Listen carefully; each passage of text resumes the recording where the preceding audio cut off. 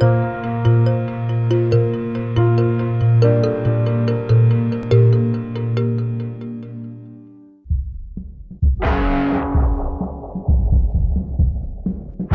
computer hacker group Anonymous is claiming tonight that it took down the website of the Federal Appeals Court in San Francisco this afternoon. They took down Senate.gov servers. They've taken down HB Gary. Sony's claiming they did $150 million worth of damage. So many confidential files that tonight, because of these hackers, can be in the hands of anyone. Visa, MasterCard, the PayPal situation. The criminals who hacked into Sarah Palin's private email.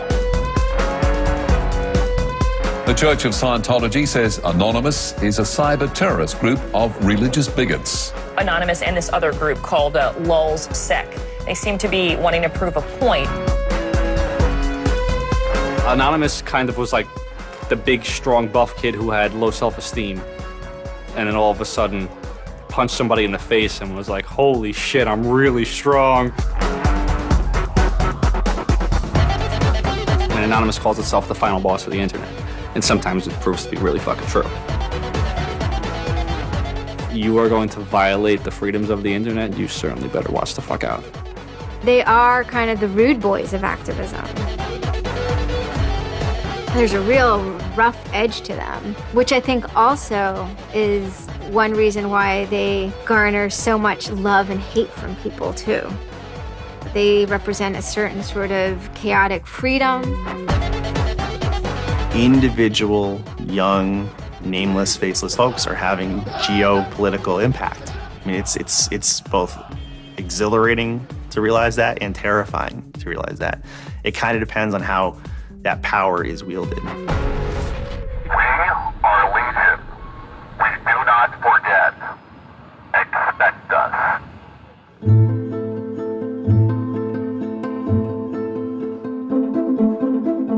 We stand for freedom. We stand for freedom of speech, the power of the people, the ability for them to protest against the government, to right wrongs. No censorship, especially online, but also in real life. We have members throughout society and all stratas of it worldwide. Yet we have no leadership. It's one voice. It's not individual voices. That's why we don't show our faces. That's why we don't give our names. We're speaking as one, and it's a collective. Good timing. I would love to live in a country where the government fears its citizens and not the other way around. But right now, plenty of anonymous actors are in hiding because of fear of reprisals by the government. I've been called many things. There's unpatriotic. That we're just a bunch of children sitting in our parents' basement. I got called a terrorist sympathizer. We've been called kids, we've been called cyberbullies, we've been called hooligans, and sometimes those words aren't entirely unfair, but this is a serious political movement. No one, in the general public really seems to get it. What they don't seem to get is that the ability for Anonymous to be everything and anything is its power. Anonymous is a series of relationships, hundreds and hundreds of people who are very active in it and who have varying skill sets and who have varying issues they want to advance and who are collaborating in different ways each day. They're a little bit like a prism or kaleidoscope. They've got many different facets and many different sides. Of course, when you spend enough time with them, you start to get a sort of feel or texture that's not just random, right? Yet it's very multifaceted, very rich, which does span from the quite lighthearted to the very, very serious. Bob Dylan had a line in a song just saying, to live outside the law, you must be honest. They might do something which isn't technically correct, maybe it's not legally correct, but they're doing it for purposes that in their minds at least are ethical. People who know what they're doing, who share an ethos, who have a commitment to exposing and humiliating the man, who have a very low tolerance of lies and what they perceive as evil on the part of overweening power structures. They share information, they share tools and techniques, and they are currently having a very good time. The hacker culture, as we know it, really sprang from one place. It was MIT, and it was specifically the people in the Model Railroad Club, the Tech Model Railroad Club. Hacking originated as humorous pranks. When the guys at MIT put a Volkswagen up on top of the dome of the building, and people woke up and saw the car up there in the morning, or they measured a bridge by the body lengths of somebody. I would say his name was Brian, and discovered the bridge over the Charles River was, 822 Brians. These are funny things. That's where hacking originated, and it migrated into engineering and computer communities. It's witty, it's pranks. I'm Chris Weisopel, former member of the Loft. We don't necessarily say hacking group because it makes it sound like we're hacking, so we used to call it a hackers think tank. Hacktivism was a term coined by a group called Cult of the Dead Cow. The Cult of the Dead Cow was really kind of sort of like a propaganda type of organization. They had a guy who was the minister of propaganda. They're kind of merry pranksters. Like everything they did was completely over the top. One of the guys there coined the term hacktivism because he saw one of the things his group was doing, which he called hacktivism, was writing software that people in other countries could use to communicate securely, even if their government was spying on them. So the principle was it was freedom of expression. It was everyone should have access to the internet. Everyone should be able to communicate and get their message out on the internet. Even more important in countries where there was repressive regimes, that if you said something against the regime, they would come and take you away, and you weren't saying it anymore. Just like in traditional activism, it spans the full gamut from sit-ins or pickets to actually spiking trees and pouring sand in the engines of construction vehicles. I mean, there's real sabotage. The same thing does all fall under the hacktivism label. There is a spectrum. There's sometimes a strong anarchist flavor to it as well. It's resistance to authority and those who would impose groupthink and group behavior on people, which was rightly perceived to be a consequence of the digital revolution as it was used by people in power to do hacking on behalf of righteousness and to redress the grievances of the world. Lance lowered Don Quixote on his horse, nag though she was, flying at the windmills of modern life. Anonymous grew out of what's known as 4chan. And essentially, this is just a website where people can upload images and you don't actually give your name. It's just sort of anonymous. When you look at 4chan, you're often surprised because it looks like a site from like 1995 or something. The idea is very simple. You post a comment and you post a picture. And you can post under your name or anonymously. And it's separated into boards about particular topics. So there's topic on anime, there's topic on weaponry. There's like a 4chan board for origami, and you just upload interesting pictures of origami.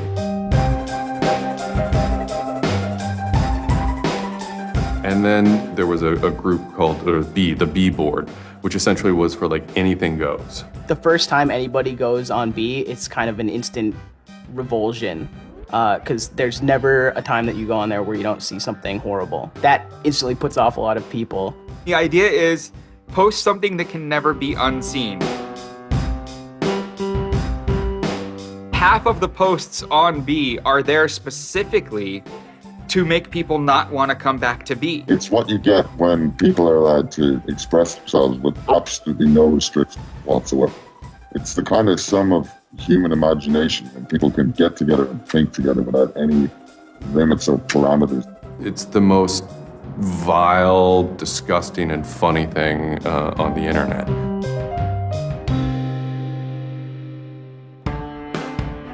One of the important things about 4chan is to have a thread that really explodes and lasts for a long time. If it doesn't, then it disappears. It's a site that's not archived. So it creates conditions for anything that grabs attention at some level. And so humor and grotesqueness as a result are quite good for that. I'd rather just be referred to as anonymous, I guess, in the interviews, because I have some docs out on me. 4chan's just where I went to. I grew up on it and I lived there. That's just what I did for fun. It takes a thick skin to enjoy it. But, you know, as long as you're not offended, you'll occasionally come into something really cool or really creative on 4chan. I think the most interesting thing about it is how you can watch memes evolve. You'll see something posted one day, and then a week later it's got 50,000 derivatives of it. A meme is basically just an idea. It's kind of like a gene, but in the realm of the idea. A lot of the great internet memes that we all know and love, you know, lolcats, right? You know, little cats doing funny things, and then they have, you know, Icon has cheeseburger, right? All that stuff seems to start in this like petri dish that is 4chan keyboard.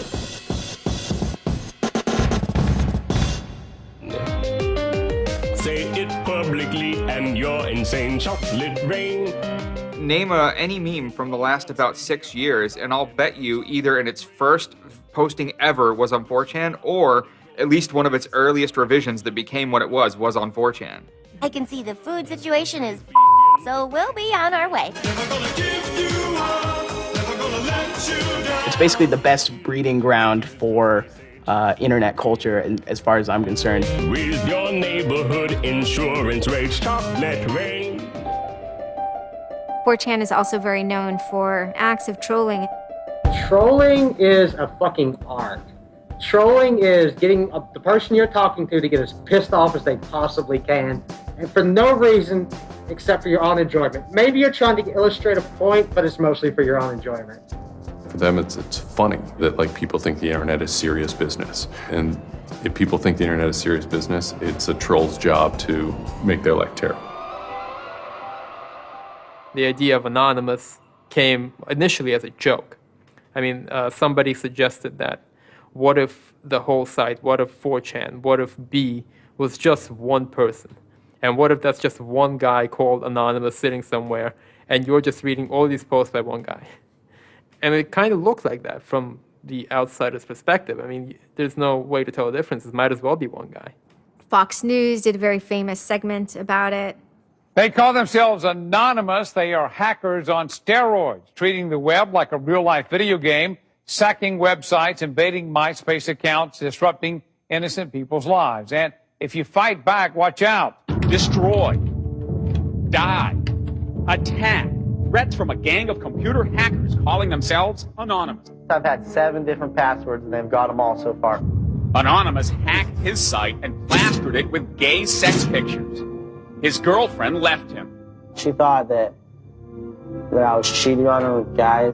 As long as I can think back, Anonymous have done some pretty off-color things in the name of getting cheap laughs, you know. But, I mean, that's part of the culture. They get what they call lulz. Lulz is a corruption of LOL, which stands for laugh out loud. Anonymous gets big lulz from pulling random pranks.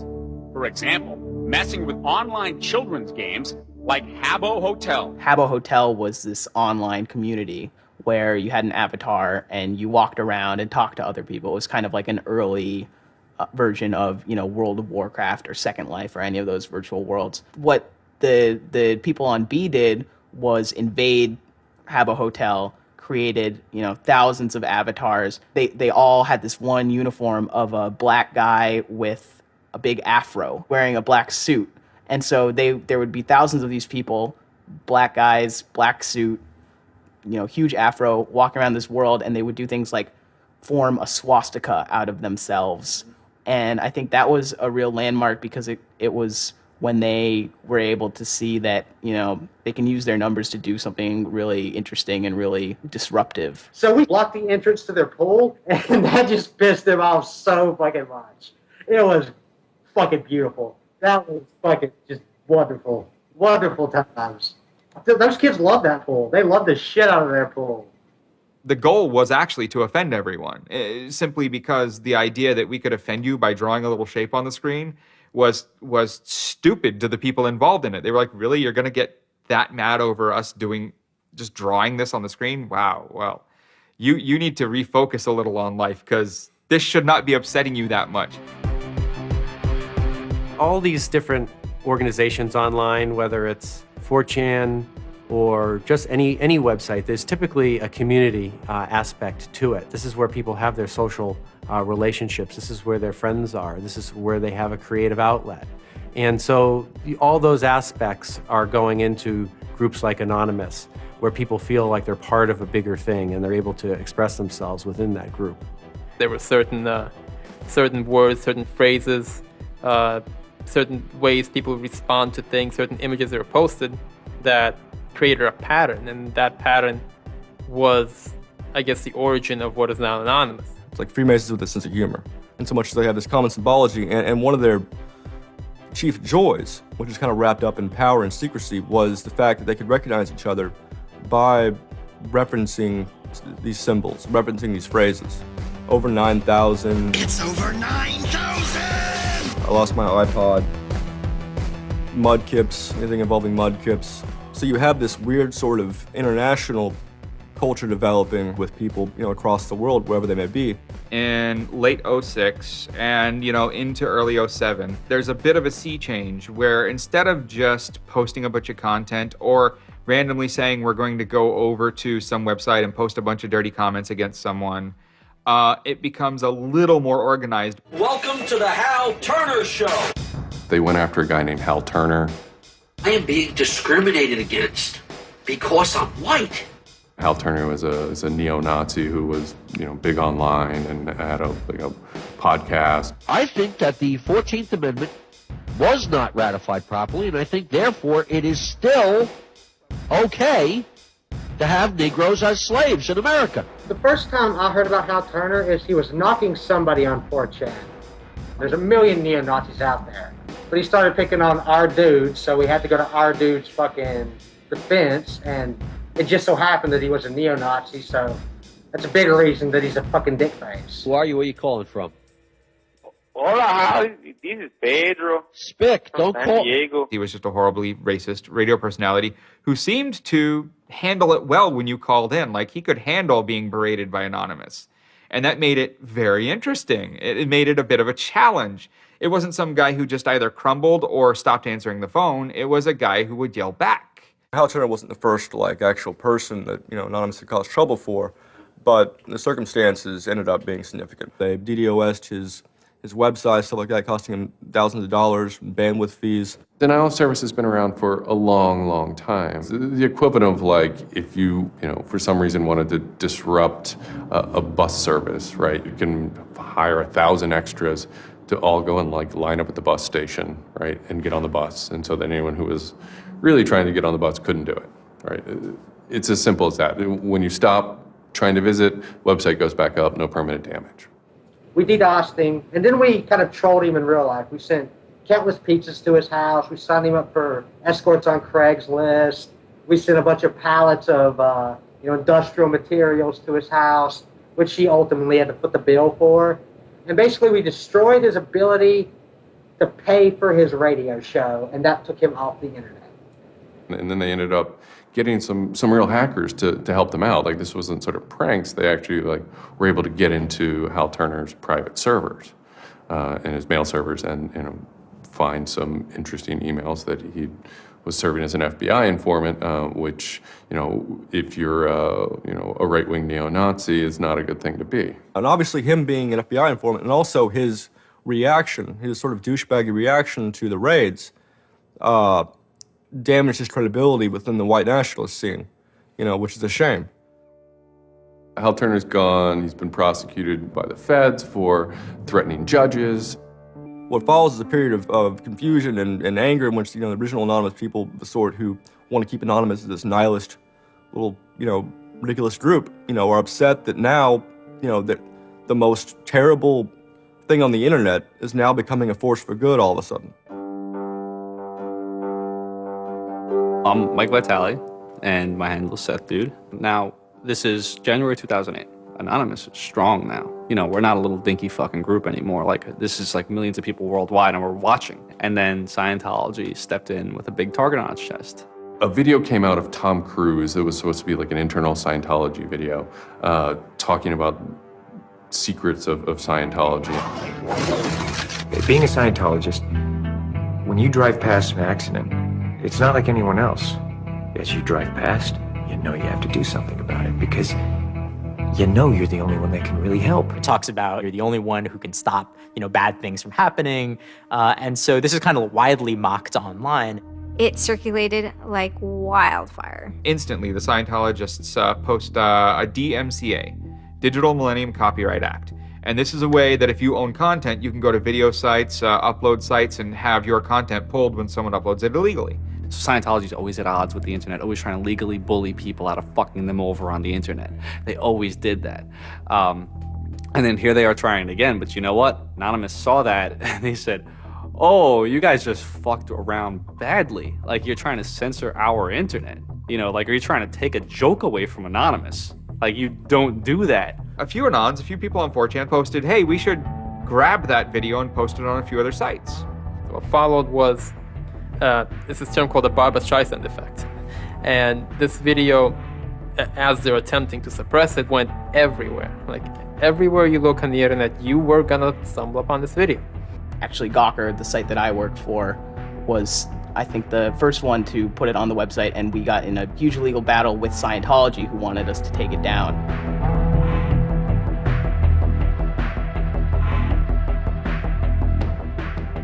Scientology is an interesting target because in some ways it's the perfect inversion of what geeks and hackers value. At so many different levels: science fiction, intellectual property, discourses of freedom, science and technology. It's very proprietary, it's closed. And so in some ways, if you had something like a cultural inversion machine and you stuck geeks and hackers in there, you'd get something that looks a lot like Scientology. So it's quite offensive, and there's a real pleasure in attacking your perfect nemesis. And people who knew what Anonymous was to begin with were like, oh my God, Anonymous is gonna go to war with Scientology. This should be really interesting. Especially because it's two weird ass groups. I mean, I've been an Anon for a long fucking time. I know Anonymous is really strange. They're weird, and the stuff we like is weird, and it's really not mainstream at all. Now you have Scientology, also really weird. A lot of crazy shit goes down. Anybody on the outside who's seeing this is going, let's watch these two retards fight. Like, both their pants are gonna fall down, they're gonna triple, and it's gonna hurt everybody, and it's gonna be hysterical. And then that's when 4chan kind of reared into action, really reared into action. And they started to troll the Church of Scientology. And this took the form of pranking the Dianetics hotline, ordering pizzas. I go to call them on the phone and it's busy. And that's their main fucking Dianetics hotline. Their Dianetics 800 number, you can't get through because Anons have completely fucking clogged it and just probably saying stupid shit. The whole idea was just you call them just to keep them on the phone. What's an Elron? How do I Dianetics my face? They were not expecting that and they couldn't handle it. I'm Brian Mettenbrink. I had just gone to 4chan just on pure happenstance, and I saw a post about the Scientology thing, and I started looking up stuff, and I'm like, oh, this is actually for a decent cause. I think I'll, do this. Anonymous members have developed a distributed denial of service attack tool called Low Orbit Ion Cannon, which is a name taken from a computer game. Low Orbit Ion Cannon is what's called an endgame weapon in Red Alert. All you had to do was literally follow instructions, step by step. You do it, you put in the site, you see that the IP is correct, you make sure that all these settings are good, and you hit the button, and off it goes. And what it does is it tells Scientology.org, in this case, it tells them to send their website to my computer about, I think, it was 800,000 times in a weekend, and I'm pretty sure I probably took it down myself a couple of times. It felt like you were making a difference, just you yourself, and you didn't even have to leave your home, And one of the guys said, we need to make a video. We have to make a video. Hello, leaders of Scientology. We are Anonymous. When the video came out on January 21st, that was one of the first times that Anonymous, as a culture, started referring to itself as Anonymous as a movement. That video probably changed everything. We are Anonymous. We are Legion. We do not forgive. We do not forget. Expect us. It basically looked like if a computer was going to tell you that he was going to beat the shit out of you, this is what it would look like. That one video really galvanized that moment of innovation. That's exactly like with that video, internet activism, as it's known today, was born. And you just see this consensus forming that it's going to happen. So we made the code of conduct. Don't bring weapons. Dress accordingly. Cover your faces, because they will try and find out who you are and screw with your life. Rule number 17. Cover your face. This will prevent your identification from videos taken by hostiles. Scientology has a history of harassing, stalking, and just generally doing horrible things to its critics. So people needed a way to hide their identities. A lot of people had very legitimate fears. They don't want to be followed home. They don't want to be stalked. They don't want to put their families and themselves in danger. Everyone was going, well, we're going to wear a mask. What's the only fucking mask that we all already know or have a joke about? And it's the Guy Fawkes mask. You see the movie V for Vendetta, the ending scene where everyone's wearing the Guy Fawkes mask. That is very reminiscent of what Anonymous thinks Anonymous is.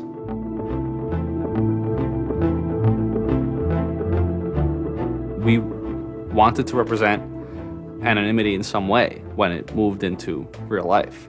I think that the Guy Fawkes mask was one of the most natural things to happen. It is the idea that none of us are as cruel as all of us. You have this massive crowd of people who are anonymous that is going to fight against a bigger thing and win.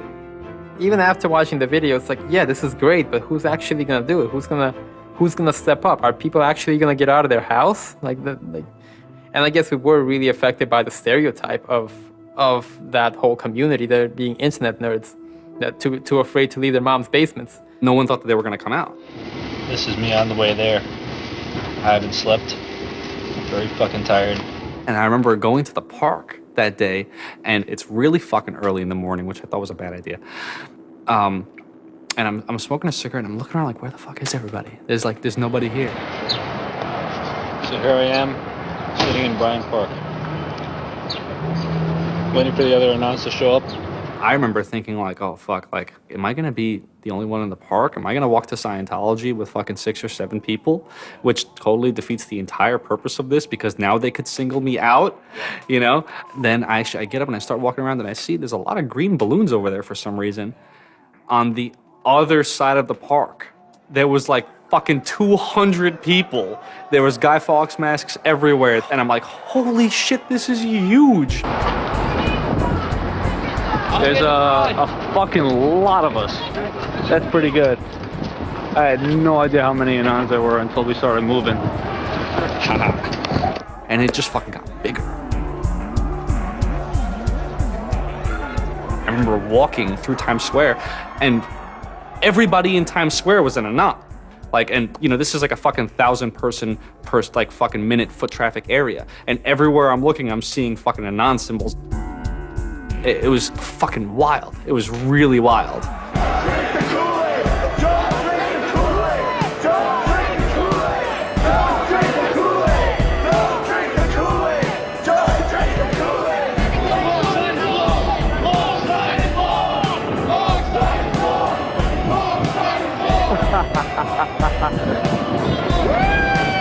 is our fucking raid. Hell yeah! So we start getting numbers in.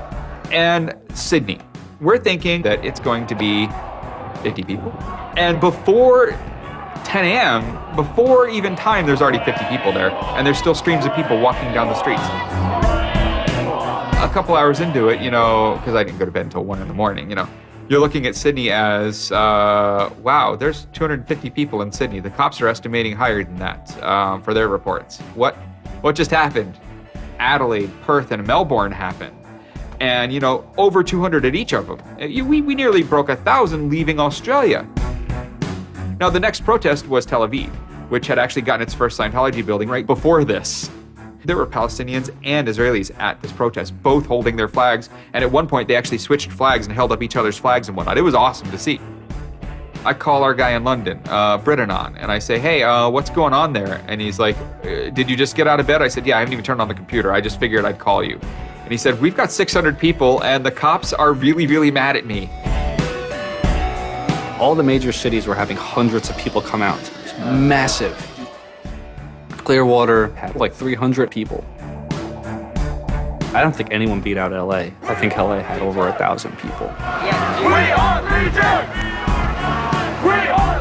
The thing that happened was something completely different, and hundreds of people from every city just swarmed the streets. It was kind of overwhelming, a little even scary, but scary in a good way. Soon, we're at around the 10,000 mark, and we were joking the whole time, over 9,000, one of those memes.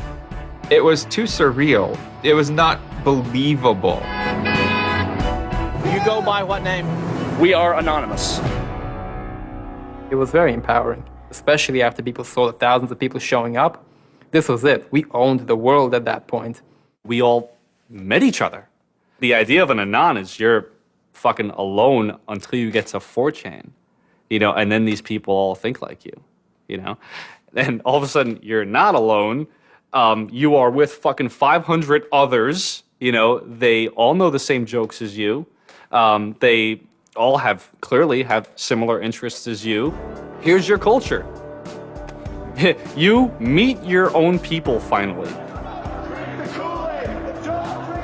It's perhaps a little surprising.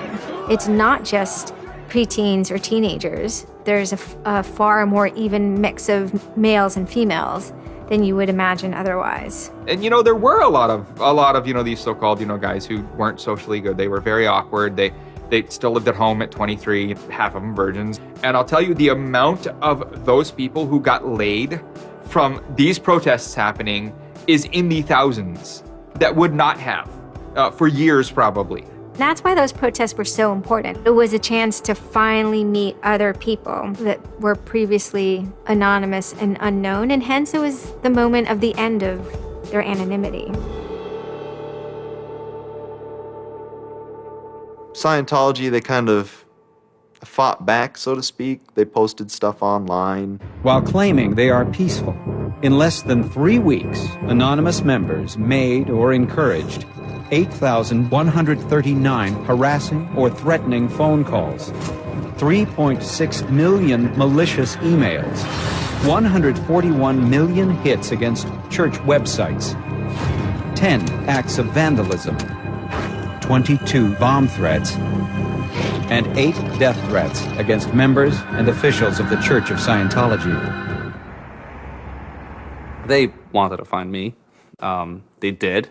They hired PIs. They started taking pictures of us, threatening to sue us. I did the whole low orbit ion cannon stuff, and then I pretty much just went about my life after that for, I think it's 6 months, and then the FBI showed up here at my parents' house. 2 men got out of the car and took Flashed their jackets off and laid their guns on the front seat and came up to ask us if Brian was home and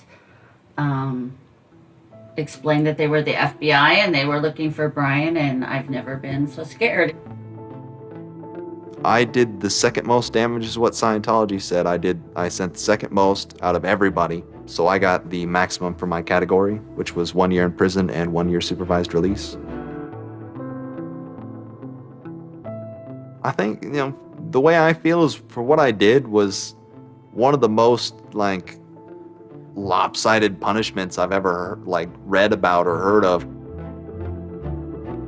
Yeah, I think it's ridiculous, especially the year supervised release where I can't touch a computer for a year. I'm not sure what that's supposed to solve except make my life difficult. So that computer behind me back there, I could go back to prison if I went over and touched it. I'm very proud of what he did. He stood up for what he believed in. I never would even dream of hurting anybody. It's just not me.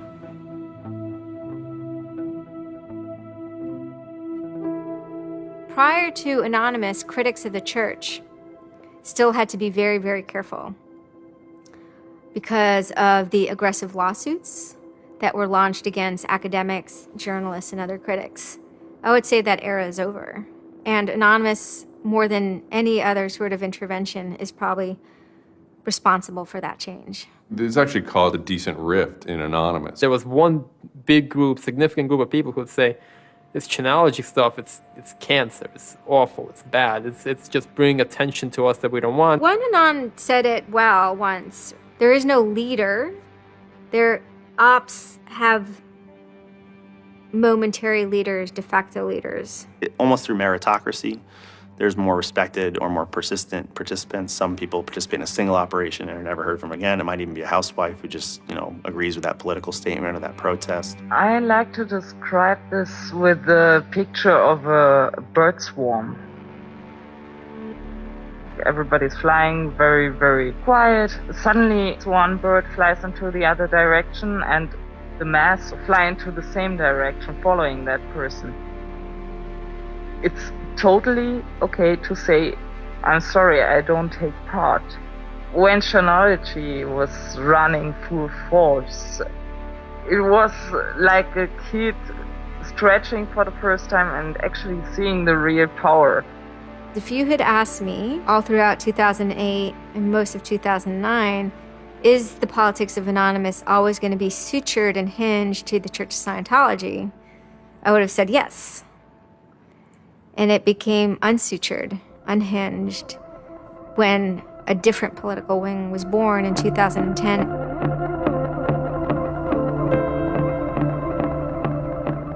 It is our task to find secret abusive plans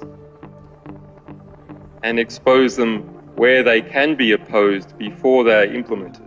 The interesting thing about someone like Assange is that he actually also sprang from a hacker culture. It's a mentality of spreading information.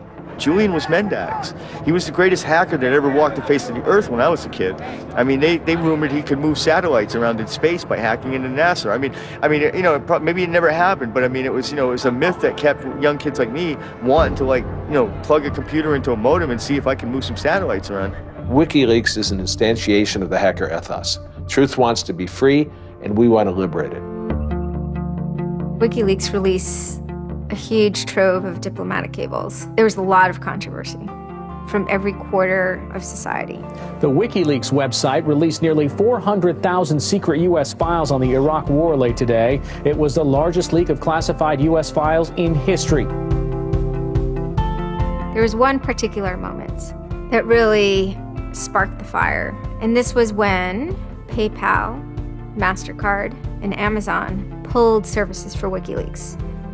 So all of a sudden, there's no way to actually process donations to WikiLeaks. And then people went and found neo-Nazi groups.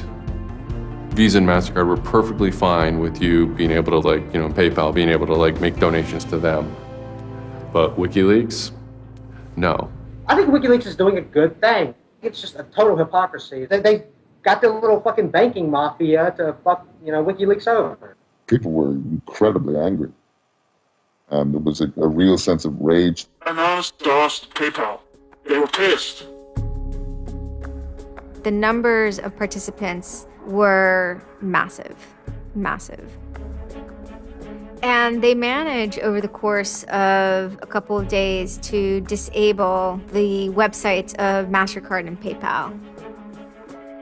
It was beautiful. Because what you had is people finally stood up for something.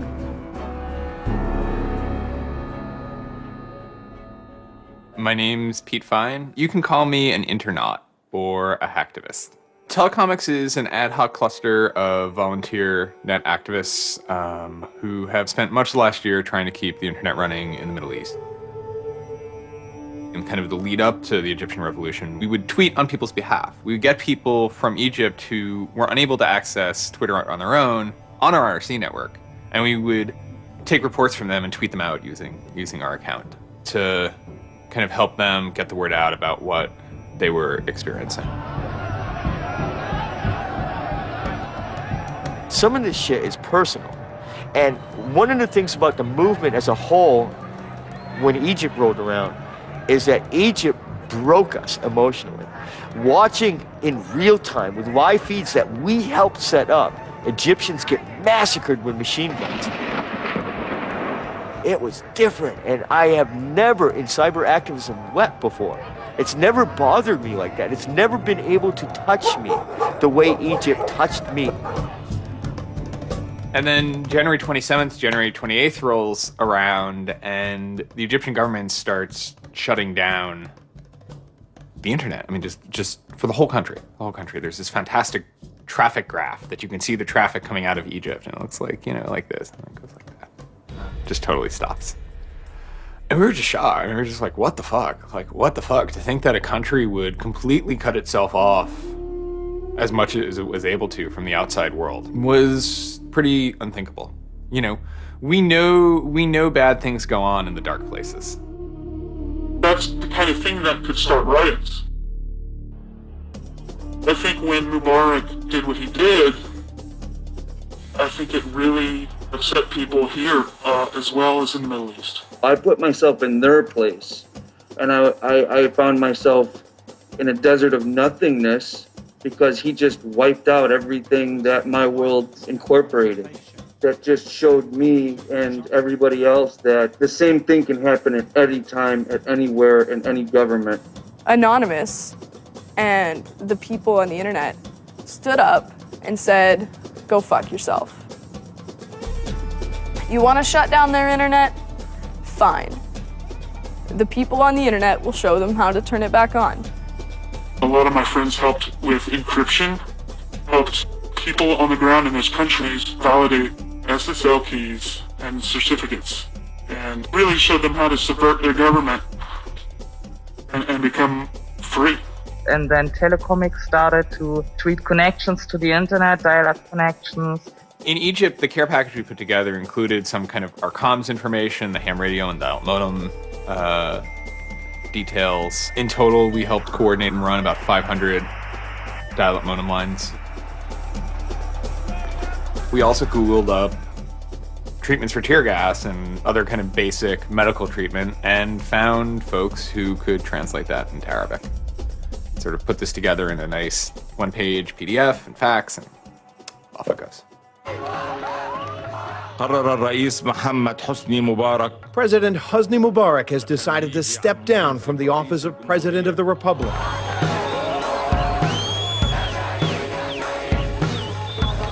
When Mubarak left, it was a hell yeah moment.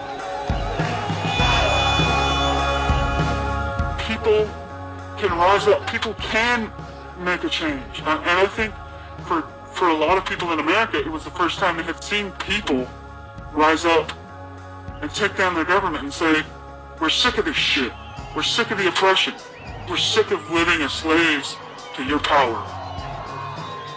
We had Egyptians come thank us as we're doing this stuff, and I said to them, like, look, you guys just get our back if stuff goes down here. It's a revolution that was facilitated by the internet, by Facebook and by Twitter. Not caused by it. I mean, 50 years of dictatorship has caused the Arab Spring.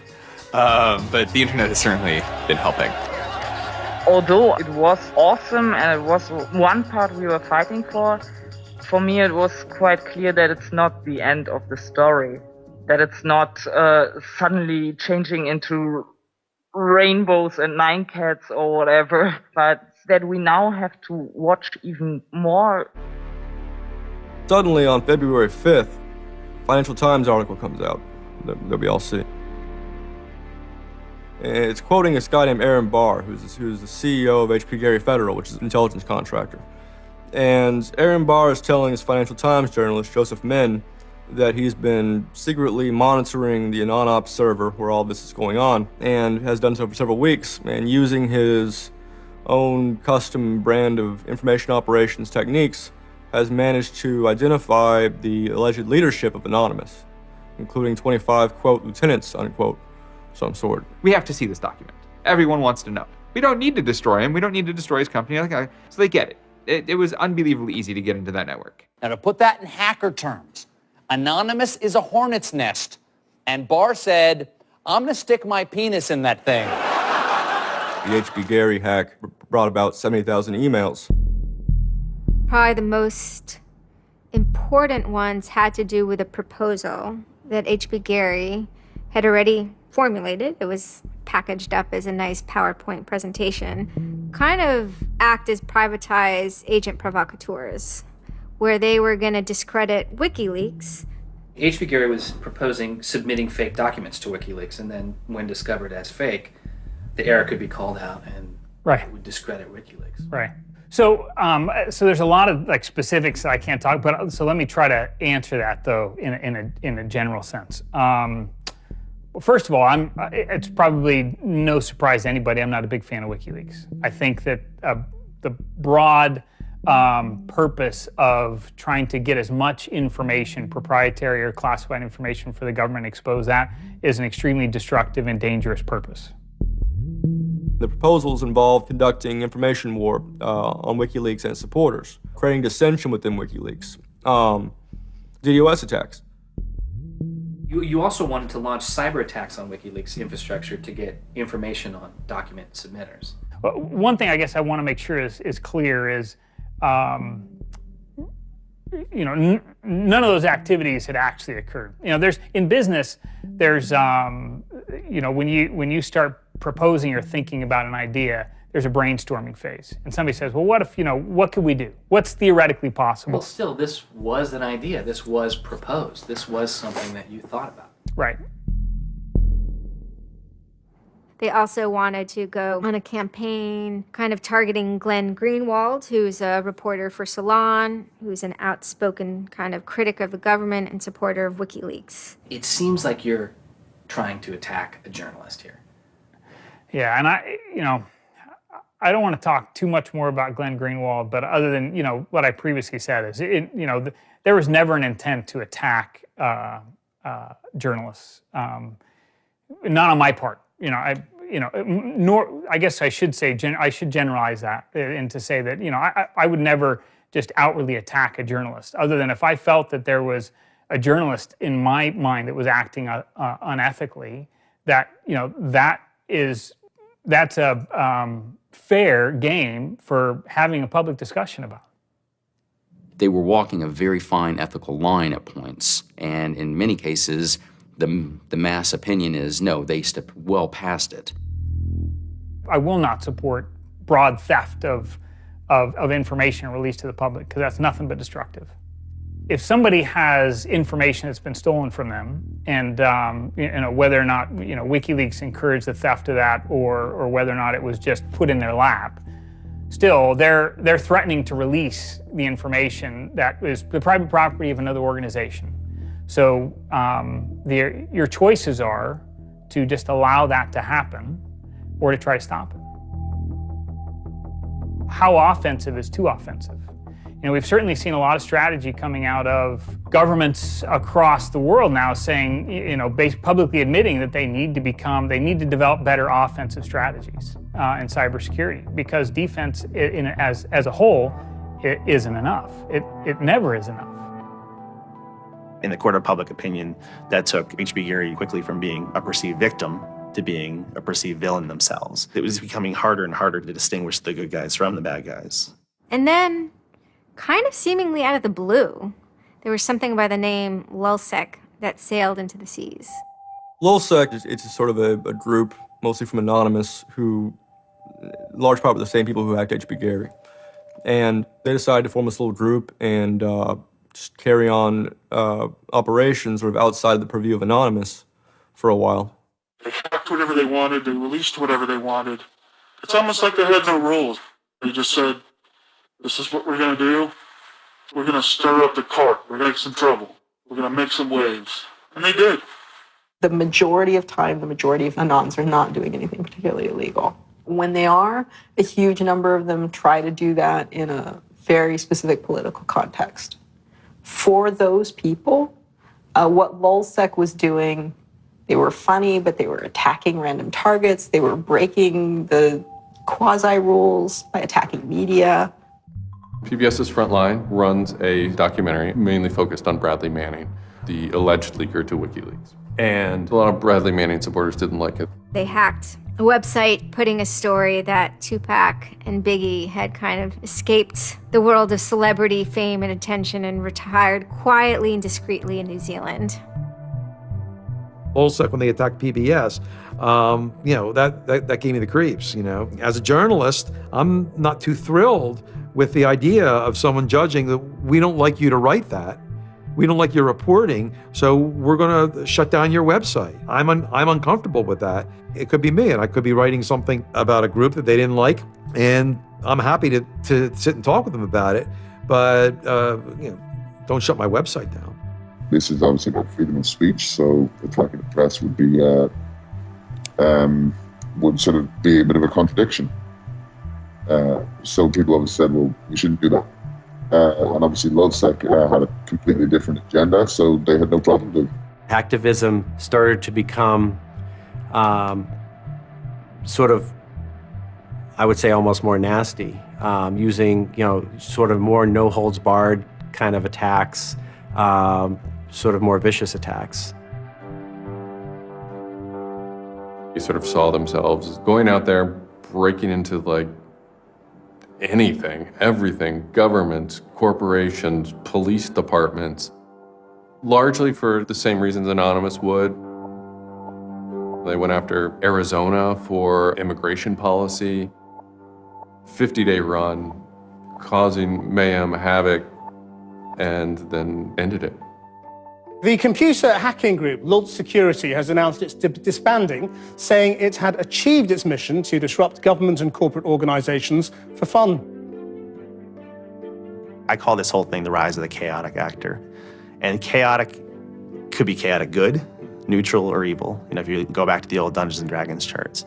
And some people see Anon-Ops initially, let's stick with Anonymous, as chaotic good. They saw Operation Payback, or they saw attacking Scientology, and they say that's good. It's like Robin Hood, right? Chaotic good. Outside the system, but doing something good. Other people saw Anon as chaotic evil, like the Joker. They just want to see the world burn and doing potentially irreparable damage.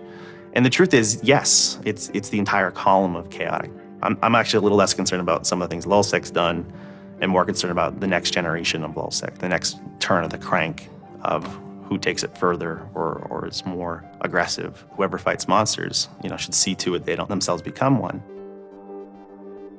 Really, as powerful as they seem to be, LulzSec and Anonymous are really small potatoes compared to the bigger operations that are going on that we don't hear about, maybe operations funded by government. 16 people were arrested today, but dozens of FBI agents targeted alleged members of the loose-knit hacking group. Armed with search warrants, agents hit 6 homes in New York, along with locations across the country. The people arrested yesterday were suspected of attacking PayPal's website after the company shut off payments to WikiLeaks.